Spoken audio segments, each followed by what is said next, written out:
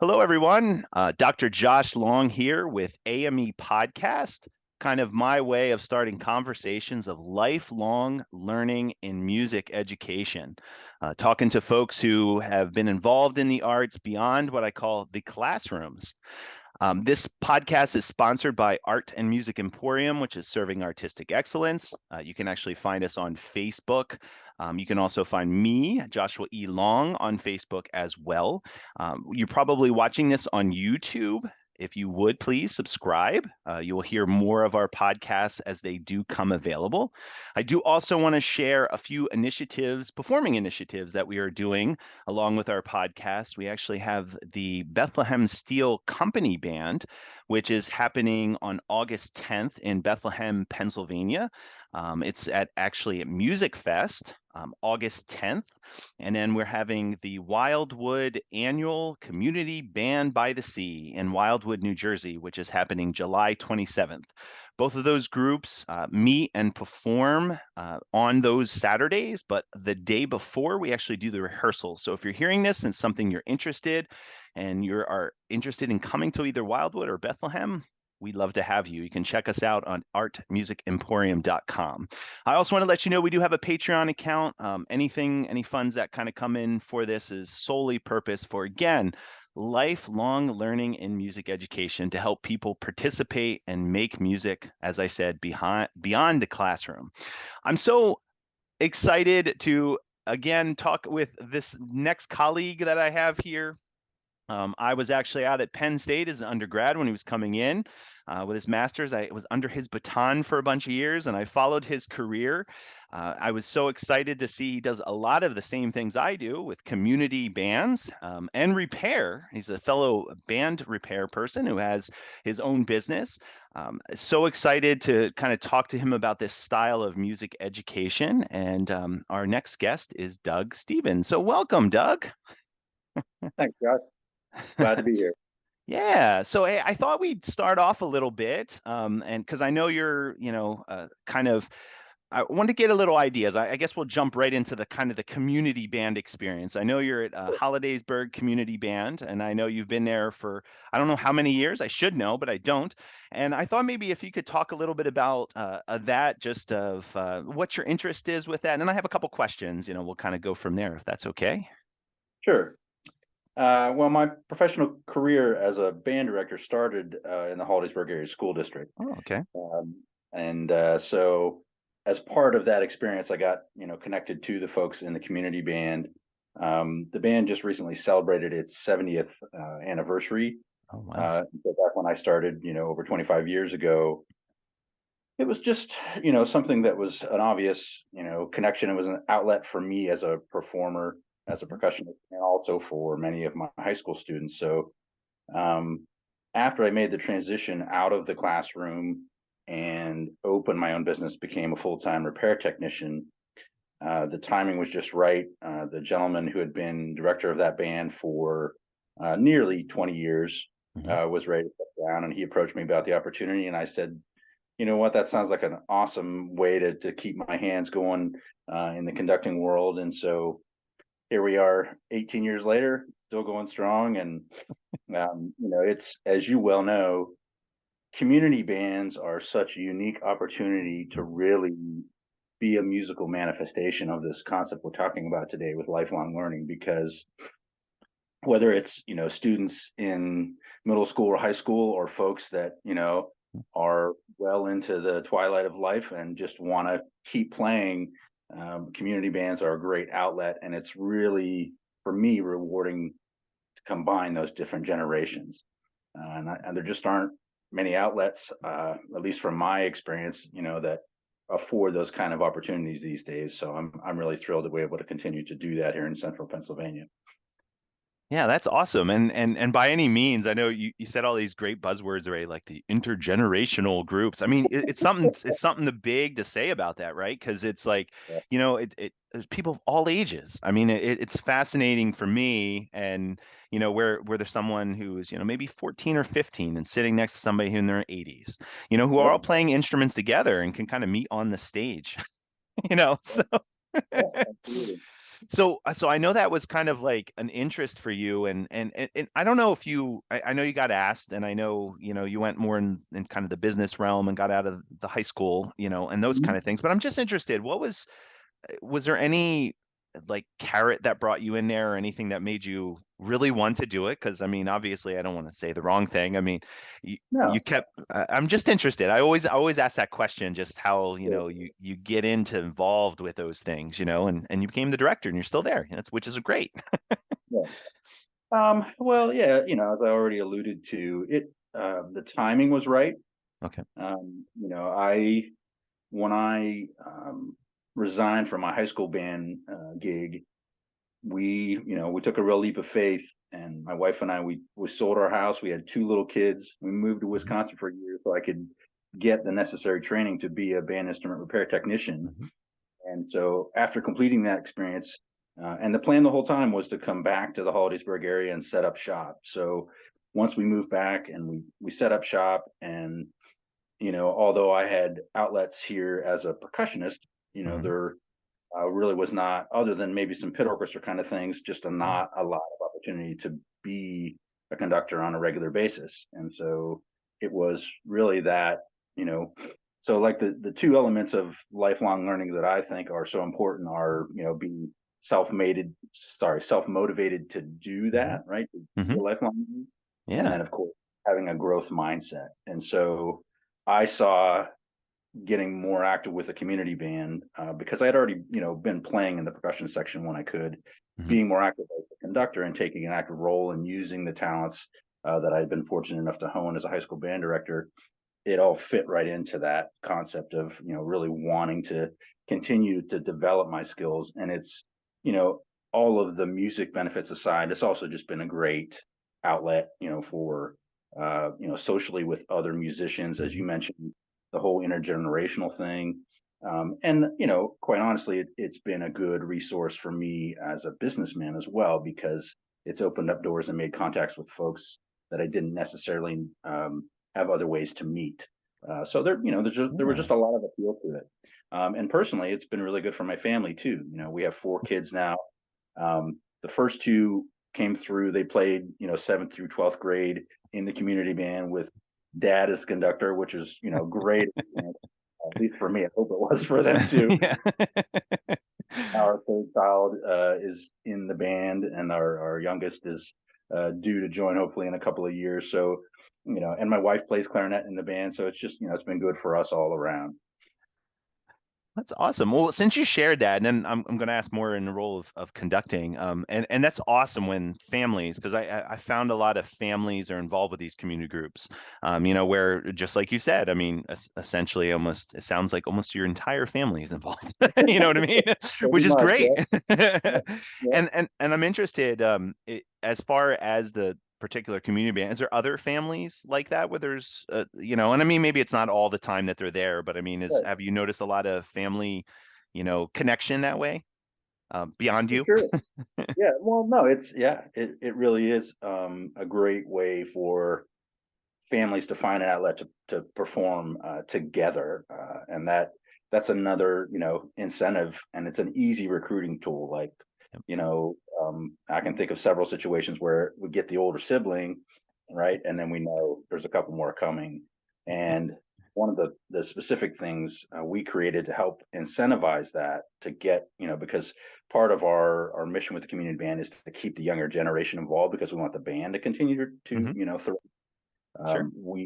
We've set up a scholarship program, and so that has really been a really effective tool in Yeah. getting kids involved. That maybe initially would be a little hesitant because they might Hmm. be a little overwhelmed by the increase in difficulty level of the music, or they don't see a lot of folks their age when they look around the group. Right. It helps to be able to say, well, if you participate with us for a couple of years, when you get ready for college, there might be a good opportunity for you here Hmm. financially. So that's helped get our foot in the door with some of the local programs. And to get back to your original question, it really has been fun for me as a director just to watch the Yeah. interaction within those family groups. to, maybe we have mom or dad already on stage, and just like me with my own kids and my wife, to see them make that connection, Yeah.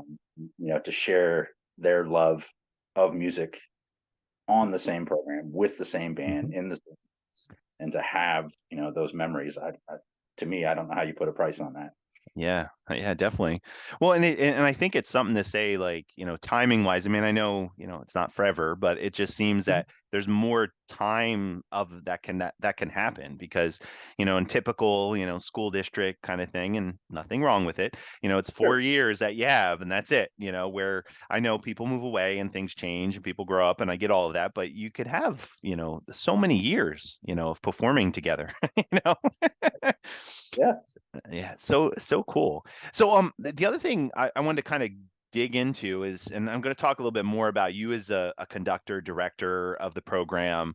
And this is something that, I, strive with and want to get out there is, so how do you deal with teaching all of those intergenerational people, and keep them all on the same track and keep challenging them, especially when they're all different ages or not ages, excuse me, skill levels. You know what I Yeah. mean? Where somebody could have been playing for 50 some years and know their instrument in the back of their hand, and another one might be, just a couple years in, that kind of thing. Uh, yeah, that is, one of the challenges of the group, for sure. I feel like I found some creative ways to make that work. Initially, I took the band over 18 years ago. It was the structure of the group, or the design of what the focus of, as far as like a mission or a goal with the group, was different. Okay. It was more of what I would call a kind of a traditional focus, in terms of literally going around the community and, playing in all these little different venues. Not that there's anything wrong with that. There's a lot of Yeah. benefit to that as well. But at the time I was brought on board, the current board of directors had just finished a large 5-year uh, plan where they raised over $1.5 million, and had just completed construction on a new band shell in the community, a lovely Awesome. facility. And so for the first time in its, at that point, would have been right around the 55th anniversary of the band. For the Uh-huh. first time in the band, they had their own home, Oh, wow. right? Where we had our own storage on site, everything was all in Yeah. one place. And so we had our own built-in venue now for concerts, rehearsals, weather provided. And so part of my thinking was that we were going to change the focus of the group. Okay. Um, so instead of going around and playing in every little watering hole, Mm-hmm. now venue community comes to us. Mm-hmm. And that also has, created an opportunity for more recruiting, just because, there's more to attach themselves to. When you Sure. say, when we're trying to find new players, somebody says, well, what's this all about? And we can, for example, direct them to our website or our Facebook Mm-hmm. page, and they can, just see in pictures that, oh my gosh, look at this. They have this wonderful venue, and Mm-hmm. it's become an established tradition sort of in the community now, that we just are more of a summer season group. We Mm-hmm. literally last week rehearsals for the 2024 season, Okay. and we set it up now where it's basically a concert a month. And Oh, that's awesome. where I'm headed with all of this, to get to your point about your Yeah. question, Yeah, sure. is one of the best ways I've found to level that difference in ability, is to put a pretty good sight reading demand on the group, Mm-hmm. which is obviously a tremendous skill to have at any level of playing. But it kind of, since we're all starting on the music together from the same point, regardless Mm-hmm. of ability level. And so we do 4 concerts every summer. Every one is a complete new program. Mm-hmm. It's not the mindset of, here are the couple dozen pieces and we play these all year long and rotate them, right? It's new music every concert. I always joke with the band, but I'm sure with your groups too. It's never the same band twice, Yep. right? Even from week to week, let alone concert to concert. And so by creating that sort of leveling field from a reading standpoint, I think it Uh-huh. creates a little more confidence in the less Yeah. experienced performers, because they hear, they're looking across their section or across the band and they see somebody that's 20, 30 years older than them making the same kind of mistakes that they're making, right? Oh my God, he forgot the key signature too. Gee, maybe we aren't so far apart, right? And so it's kind of a funny perspective, but if you think of, the into that growth mindset idea that we're all trying to get better at the same time, regardless of what level we're at, it really helps, I think, establish an opportunity for everybody to have more of a, just a comfortable place to start from. And so Right. that was, very intentional by design, and knock on wood, it's worked pretty well so far. People seem to be liking that Yeah. concept, how we, develop our summer season every year. Um, the other big thing we do is, starting from the first year that I took over, we've had guest artists come in every Oh, summer, yeah. and we've been able to um, fund most of those opportunities through grants and things. Whether it's the Rural Arts Alliance or the Pennsylvania Council on the Arts. We've Yeah. also local grants like from the Blair County Commissioners, things like that. So, that all ties into the idea of, I don't want to create an environment that does anything to enhance the gap in ability levels. Mm-hmm. Um, and then and the last thing I would say about that, as far as your question about how do I try and, sort of realign or minimize those differences, Mm-hmm. as I will oftentimes rather seek out people in sections that Yeah. have experienced players and Mm-hmm. say, can you specifically try to, sit next to this younger student once in a Yeah. while, try to bring them in under your wing a little bit more, or, even if it's just something as simple as sitting next to a junior high student and helping them keep track of where they are in the music, Yeah. sharing a stand with them, right? Yeah. Whatever it is. And that's, again, ties into what we're talking about today, right? We're all at different points in the journey of that Yeah. life.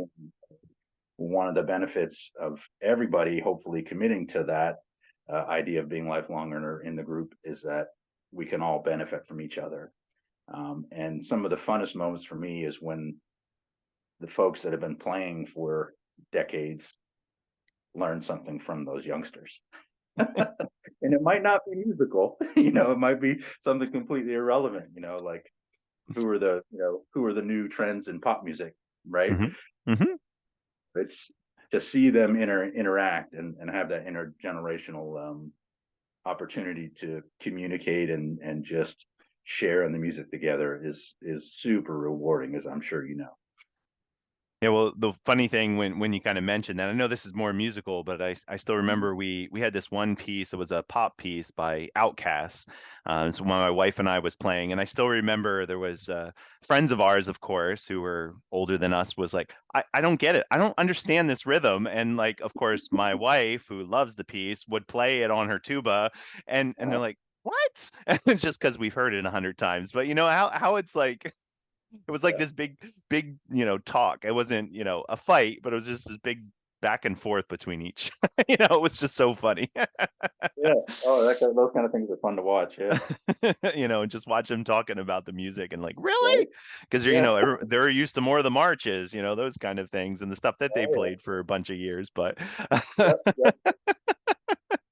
so that's awesome. I mean, when you're talking about this, it's just I just keep getting reminded, and I just wanted to say this, and I don't know if you've seen this. I'm kind of a true supporter that I feel that when people are intergenerational, they learn off of each other differently, and just because of what I've experienced anyway, where and I feel, and I'm being biased, but I'm feeling that, they learn faster, the group themselves, because like, for example, just like you said, that junior high student who's learning next to somebody who's been playing for a long time, they're going to hear their tone, I pick so much stuff up from community bands myself, it's like you know, learning about music. You know, I guess that's what I'm passionate about, is like learning from everybody. And when you have all kinds of different people, you know, involved.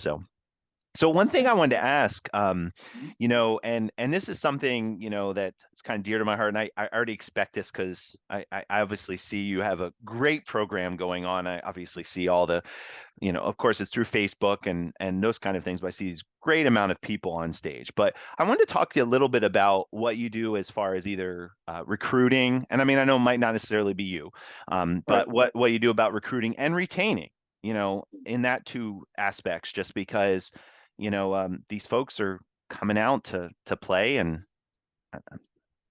they could leave. Easy as that, right? Absolutely.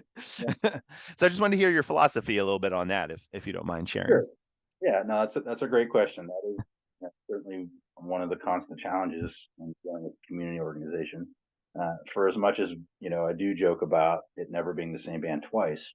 Yep. You know, the downside or the heavier side of that comment is, what are we doing to try and make it the same band twice, right? Right. So, uh, yeah, it's a combination of a lot of things. We have a very active board of directors Mhm, who fortunately, share this whole lifelong mindset, and mhm, the idea that that's one of our main goals, is mhm, to keep the band thriving, and that mostly comes from doing what we can to have a diverse personnel sheet, and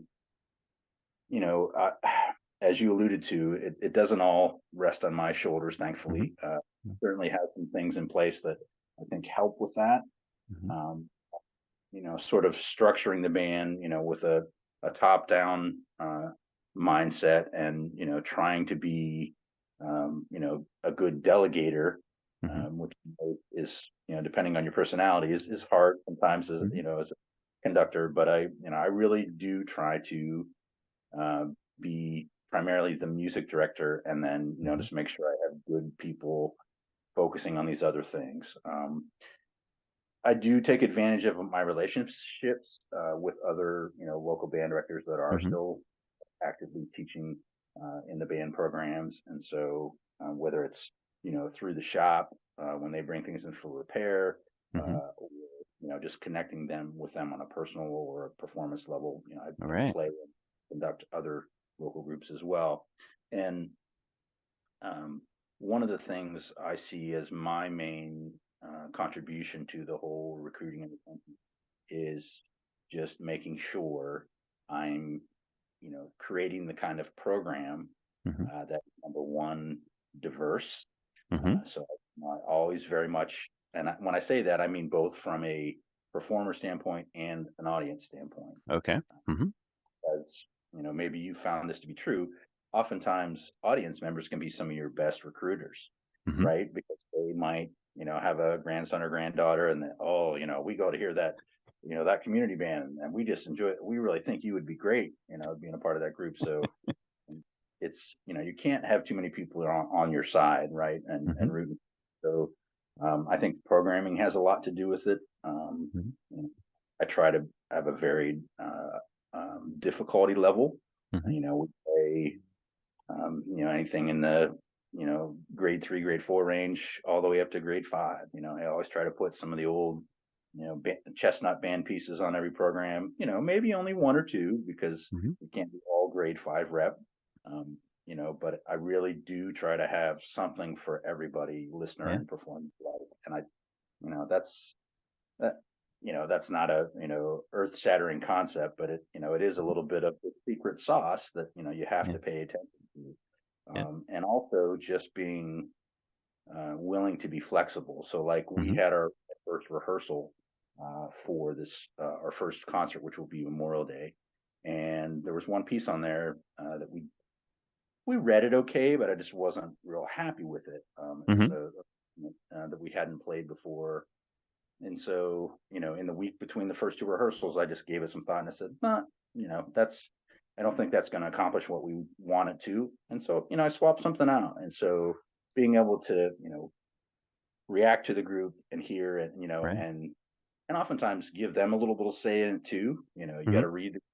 sometimes I get a sense, I'm the only one in the room that likes this piece, right? Like, all right, I have to decide, is this the hill I want to die on? And how important is it to me? Or, is it time to, and I'm not saying that every person in the band has to love every piece we play, because Right. that's a fool's errand. That's never really gonna happen.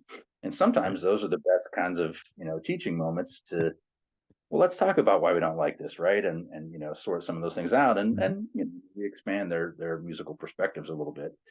But the other thing I do is really, and you kind of touched on it before, is find, like, once I feel like they're hooked, Yeah. I'm not working to have to get them to come every week. I see the Mhm. ones that are, the effort. I try to use them as a networking tool, right? Mhm. So Mhm. there has to be, somebody else that they're connected to Right.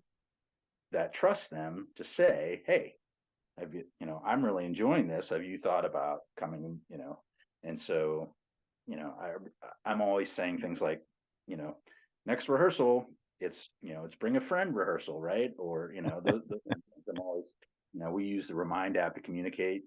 I always joke about those kinds of things. How many friends have you brought this month, or, those kind of things.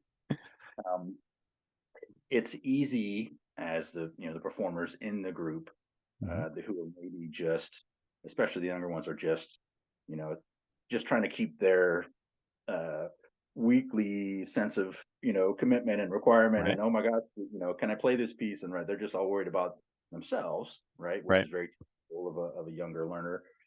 It's easy for them to never even give any thought to, oh, I could have asked, so and so, or yeah, I have a younger sibling, or, whatever it is. So oftentimes I find it's just simply the power of suggestion, Yep. right?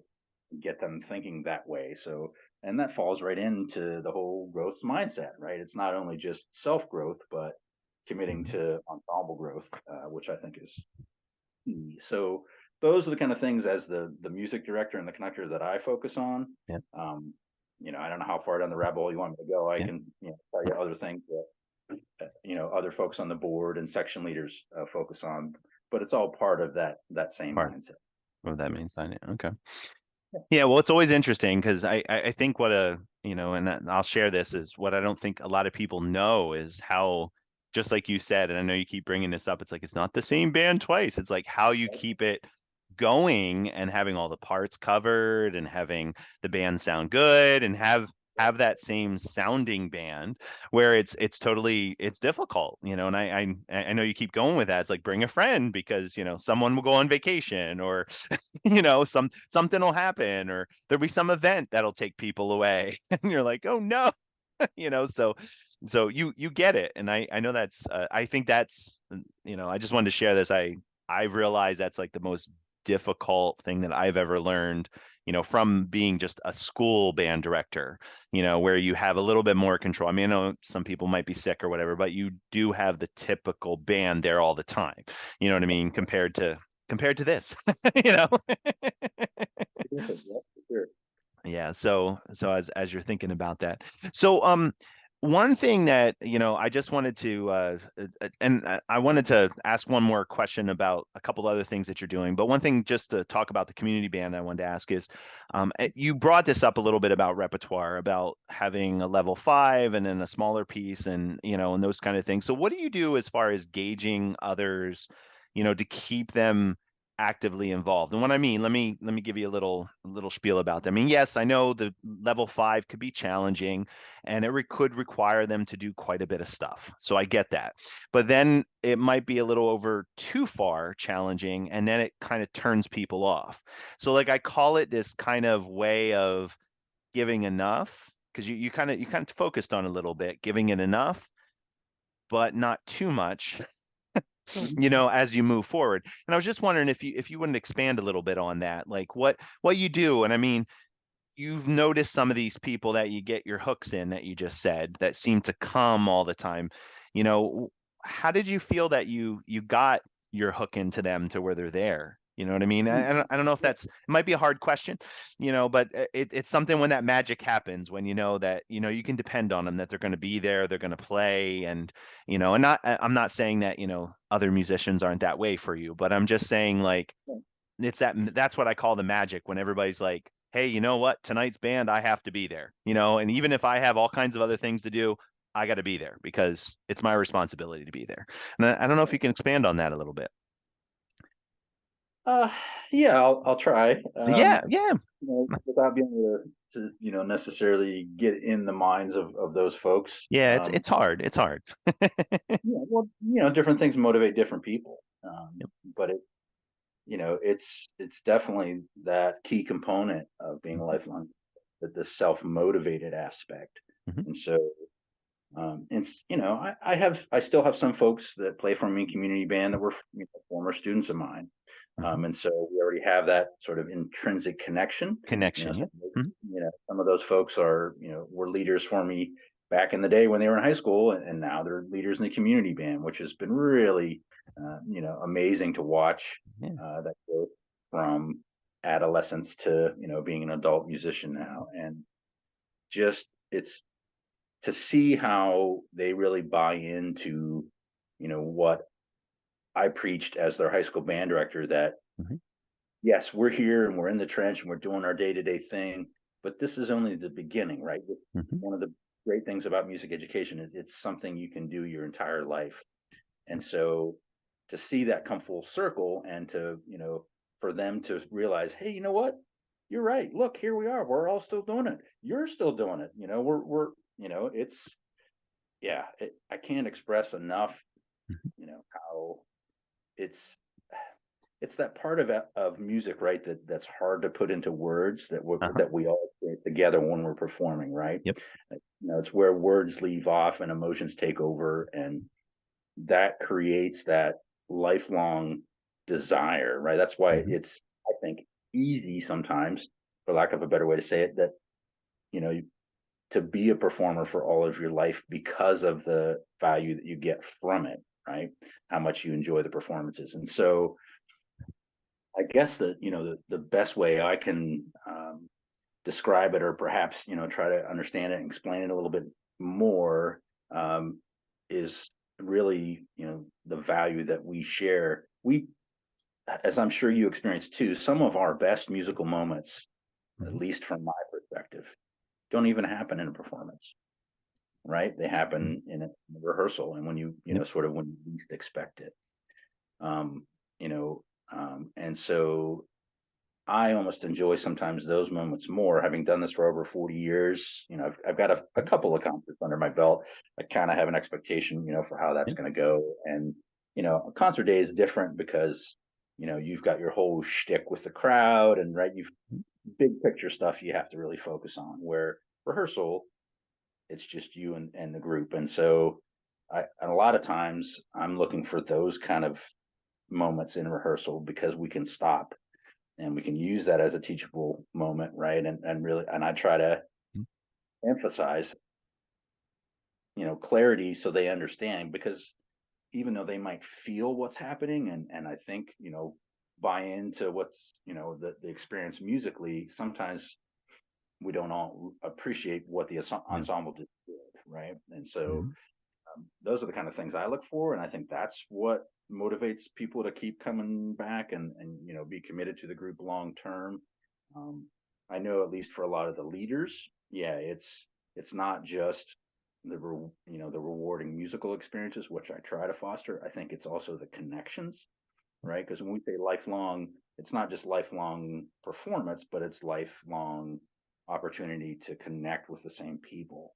Mhm. And so when they become leaders, they're invested in that. It's I think, one of the biggest challenges, for us as teachers and conductors, um, is to get out of the way, right? We want to be Mhm. so actively engaged and involved, and we're going to do this, and we're going to fix this, and we're going to make Yep. this. You set people on the right path, and then of course you're still there to coach and guide and support. Mhm.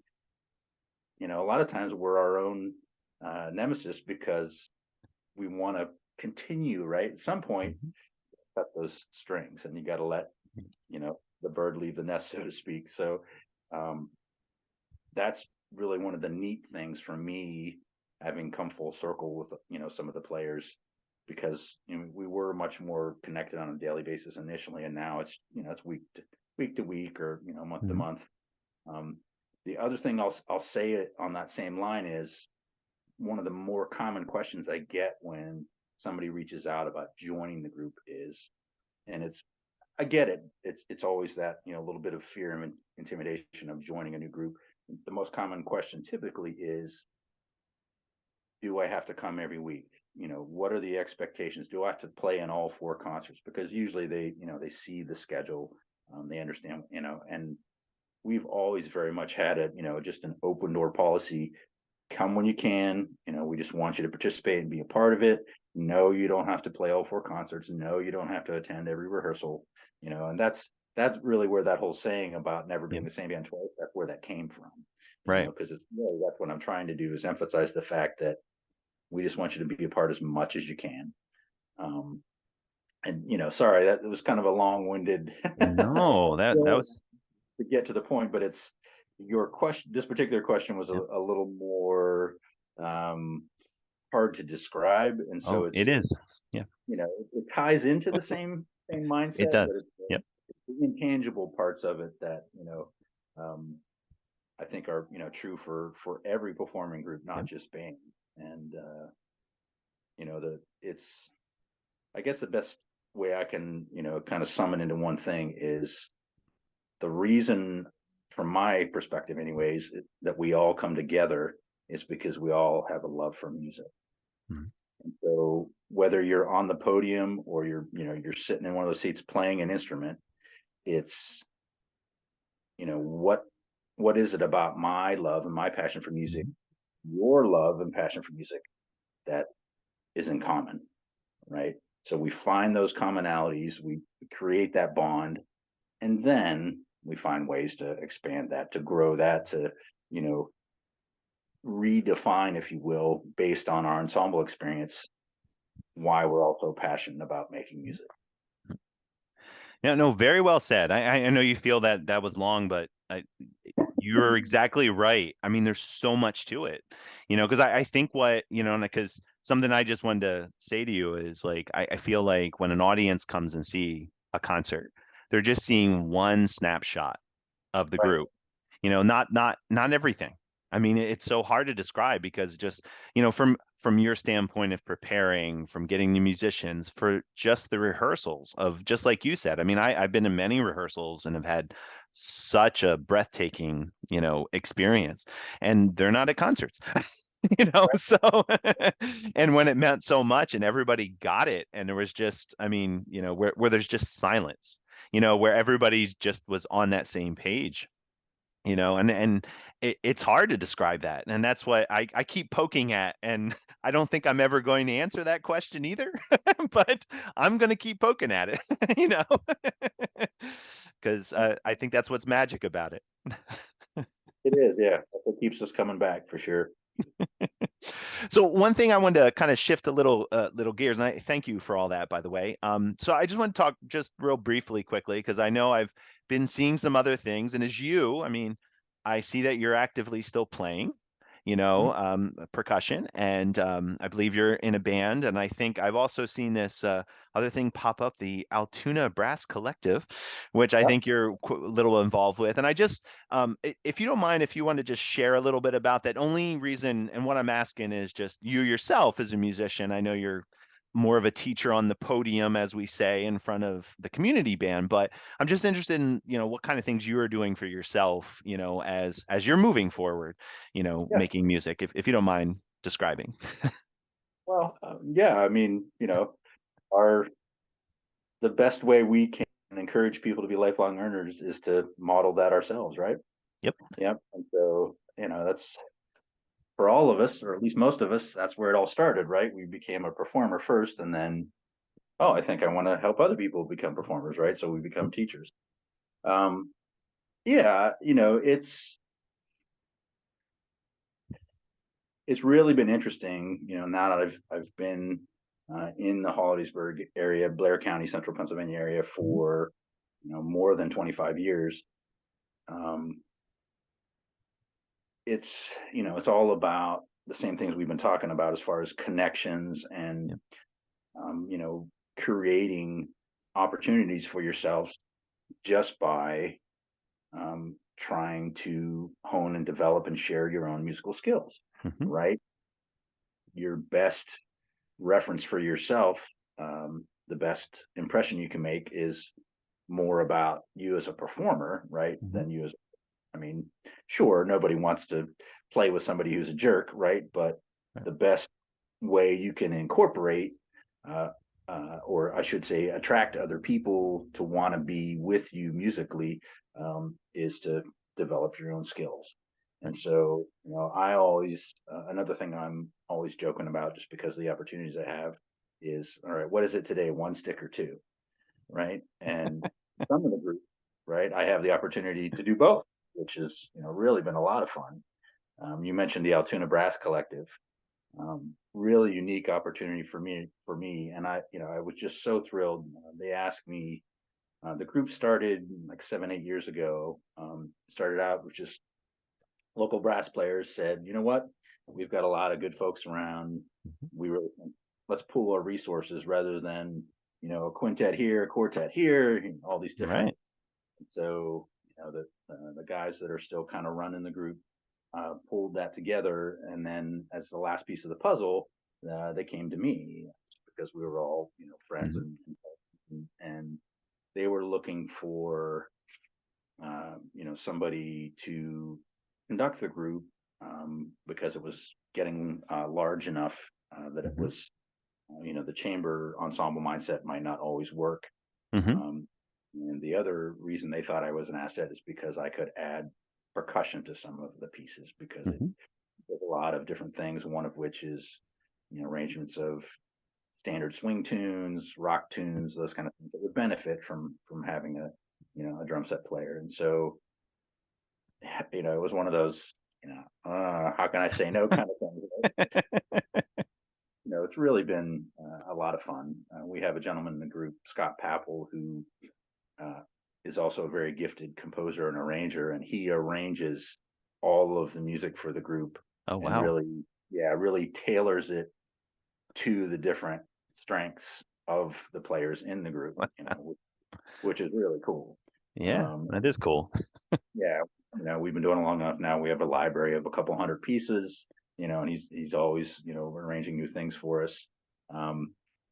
It's been a really unique opportunity, just for me to use both of those skill sets in one performing group like that. Right. Occasionally I'll get to do that with community band. Somebody else will come up and conduct a piece, and I get to go play back in the percussion section, but certainly not on a regular basis. So Right.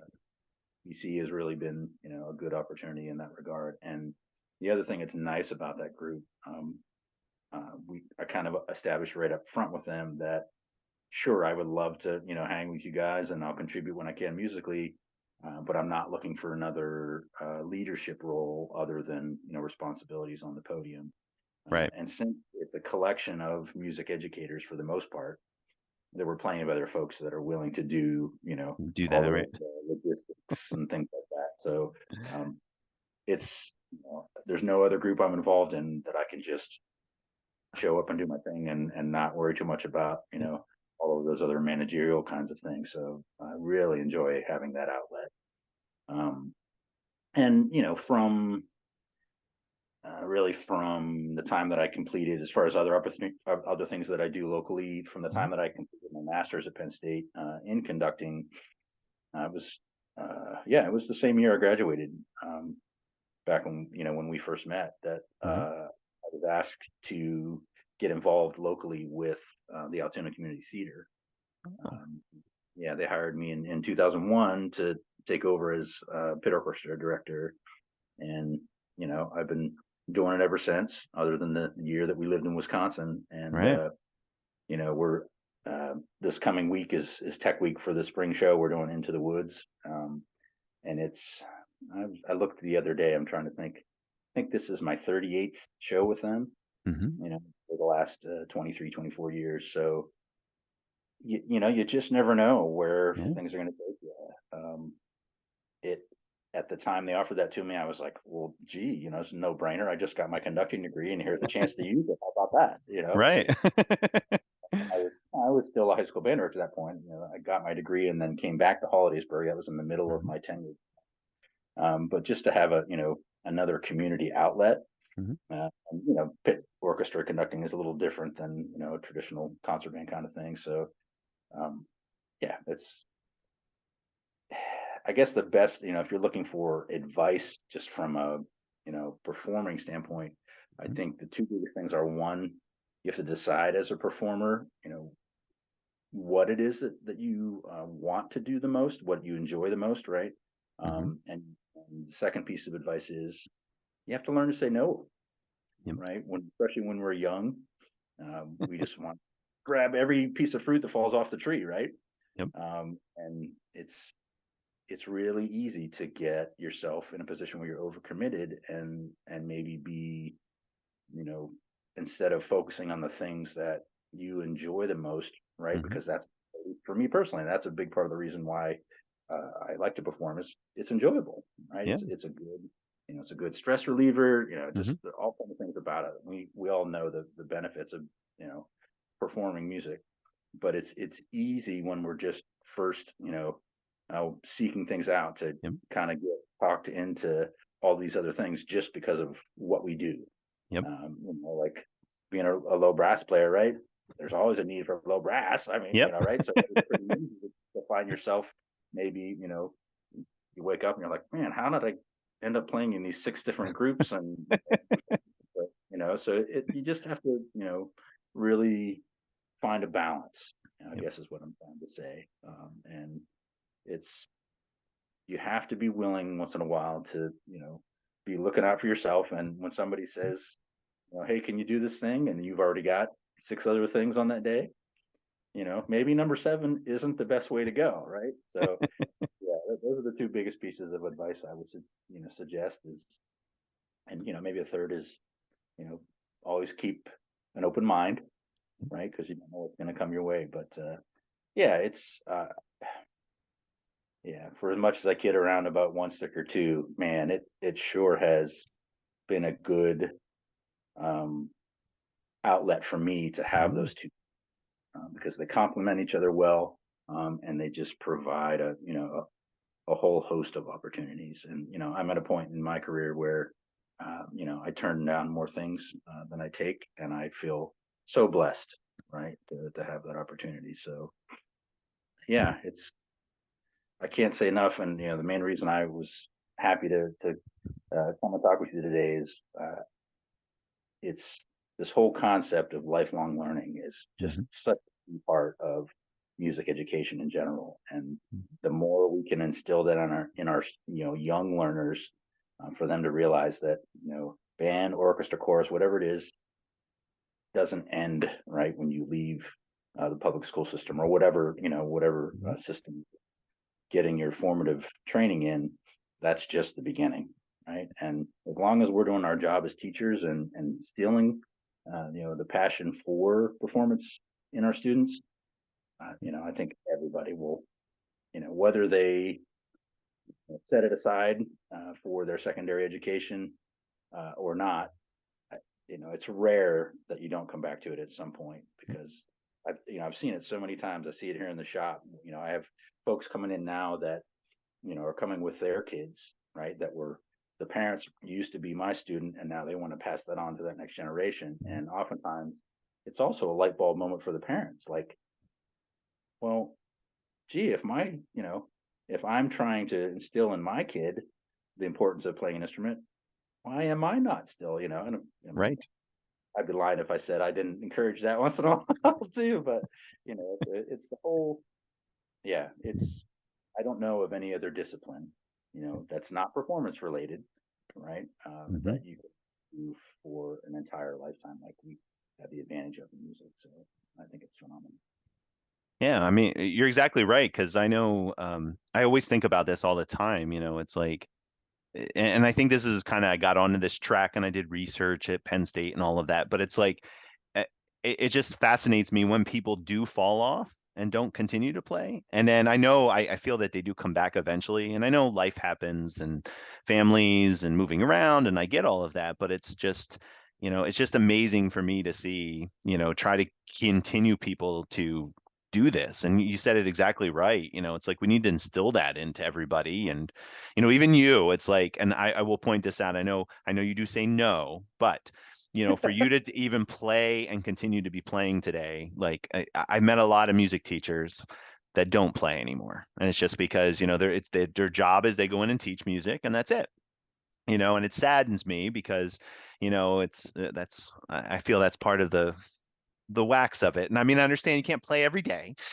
You know what I mean? And I get that. We all have to eat. We have to make money. I get all of that. But so but yeah, it's just you're so right.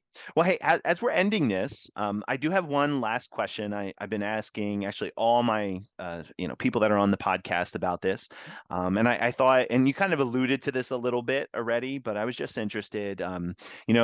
Speaking of these folks who haven't played in a long time, okay, Yep. or maybe have never played and have always wanted to be in music, and kind of coming to it in what I call later in life. Not that there's anything wrong with that. What would you say to them? What would you do? As far as recruiting them into it or saying it, and I say recruiting just maybe you've gotten this question in the band before, or you see somebody coming in your shop, you know what I mean, who's like, I want to play an instrument. You know what I mean? I was just interested in what you have to say about that, as far as that, they want to make music. Right. Well, yeah, it happens a fair amount here at the shop. And obviously with our discussion today, it's no secret that that is something I'm passionate about. Mhm. That anytime anybody says, "Oh, I can't learn. It's too late," right? Mhm. I wanted to, but and the whole host of excuses. I always come right back with, it's never too late.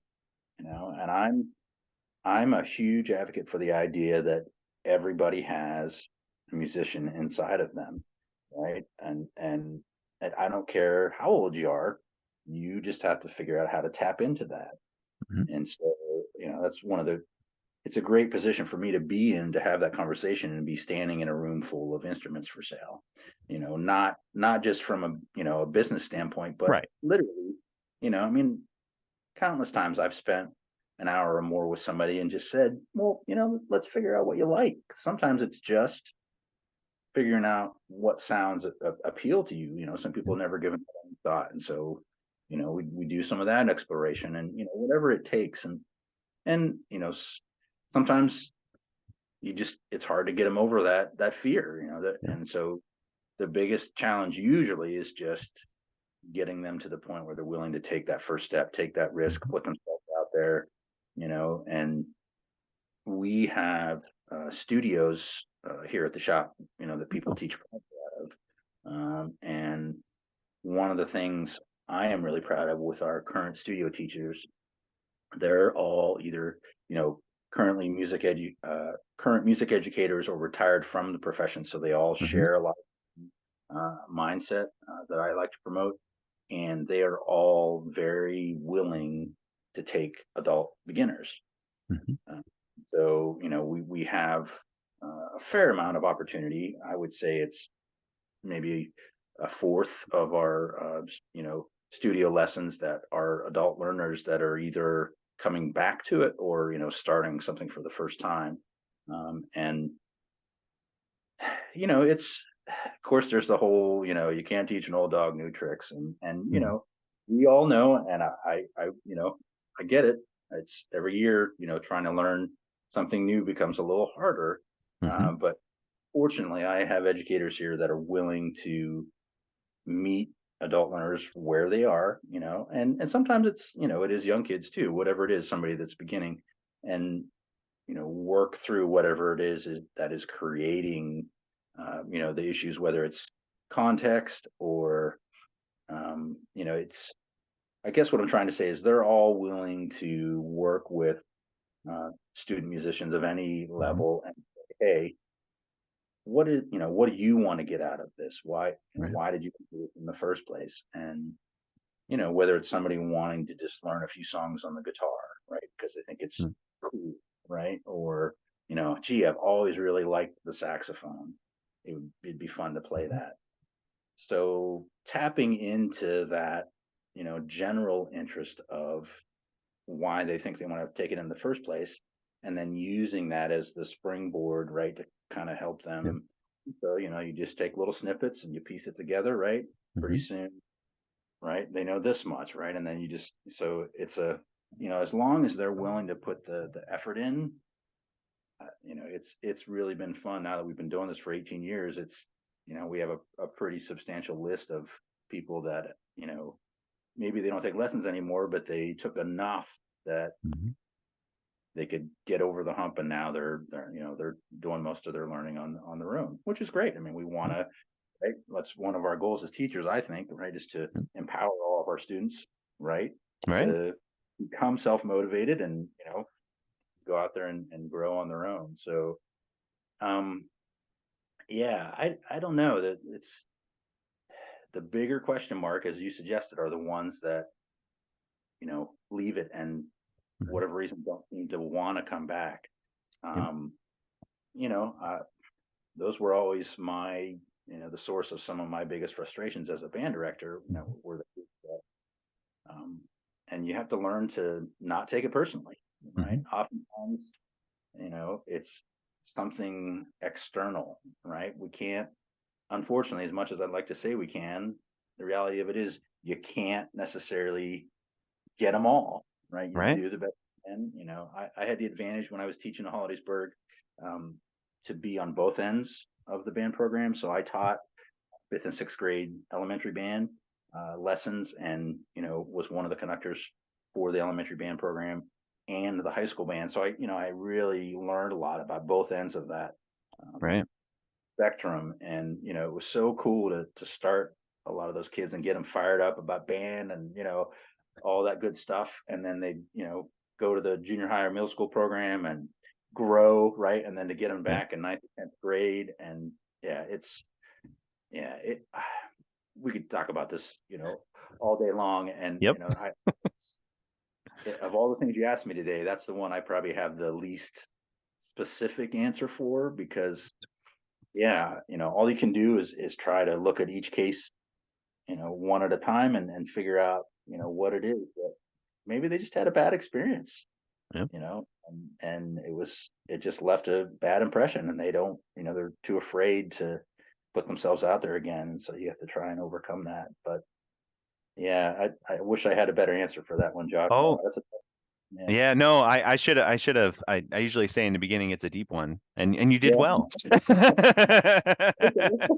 I'll take it. You did fine. I mean, like I Yeah. said, I know it's hard. It's something I'm grappling with, but it's, Yeah. and knowing that there's, there is things out there for them, and Yeah. even you. I mean, it's fascinating for me to just hear that yes, you have instructors to help even with adults, or not just the normal, world of children, learning music. So that's great to know. I mean, and I think that's kind of the piece that we need to hear, so thank you for that.